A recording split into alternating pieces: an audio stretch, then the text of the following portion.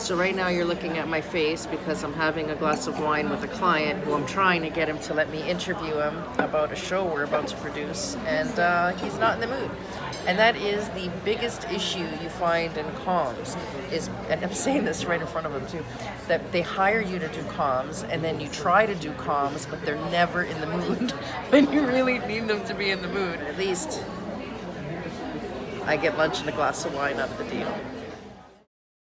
Has been doing a lot of work politically, but the new thing is CEOs and other executives are like politicians because the power they have for economic development have a huge potential. The thing with politicians and executives is they're a similar personality type. So there's a lot of ego involved, and not in a bad way. You have to imagine when the majority of people, regular population, hears of a societal problem or economic problem, it's, oh, well, that sucks, right? It takes an ego to say, you know what, I have an idea, and not only do I have an idea, I can fix this. That takes a little bit of ego, but we need that ego or nothing would get done. The problem is when you work in comms, you have to take that ego and translate it on the screen in a positive way. And these are people that are decision makers. They're used to giving the orders, not taking the orders. So as much as they pay you to give this advice, they will often not take it, or you got to catch them right at the right time. You have to learn how to speak their language and know when you can sneak something out of them and when you can't. And that is one of the small little nuanced skills you have to learn when you're doing communications with someone who is a powerful person.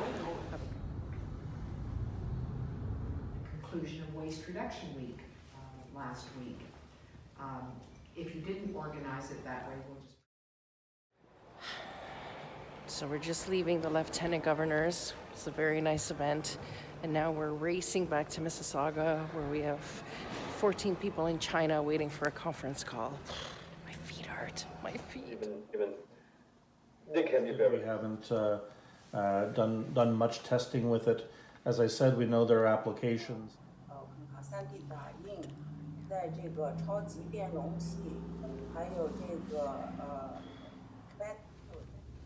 It's 11 p.m. and we're finally headed home. The problem is we're in Mississauga and home is in Niagara. So we still have a long way to go before we see bed. And this is a typical day in comms.